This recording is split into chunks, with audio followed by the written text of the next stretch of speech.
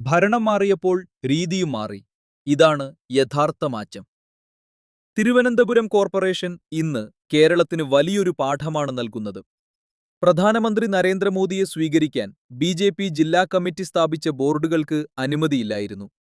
നിയമത്തിന് മുന്നിൽ സ്വന്തമെന്നോ പരക്കെന്നോ ഇല്ലെന്ന് തെളിയിച്ചിരിക്കുകയാണ് പുതിയ ഭരണസമിതി. നിയമം ലംഘിച്ചതിന് സ്വന്തം പാർട്ടിക്ക് 20 ലക്ഷം രൂപയാണ് ബി.ജെ.പി. ഭരിക്കുന്ന കോർപ്പറേഷൻ പിഴ ചുമത്തിയത്.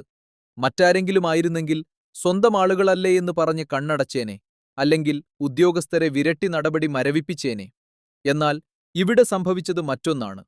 തെറ്റ് കണ്ടാൽ അത് തെറ്റുതന്നെ. സ്വന്തം പാർട്ടിയായാലും മുഖം നോക്കാതെ നടപടിയെടുക്കുന്ന ഈ രീതിയാണ് യഥാർത്ഥ ഗുഡ് ഗവേണൻസ്. നിയമവാഴ്ച നടപ്പിലാക്കാൻ സ്വന്തം പാർട്ടിയെപ്പോലും ഒഴിവാക്കാത്ത ഈ ധീരമായ നടപടി മാതൃകാപരമാണ്. നിയമം എല്ലാവർക്കും ഒന്ന് എന്ന് തെളിയിച്ച ഈ തീരുമാനത്തെ നിങ്ങൾ എങ്ങനെ കാണുന്നു? കമന്റ് ചെയ്യുക.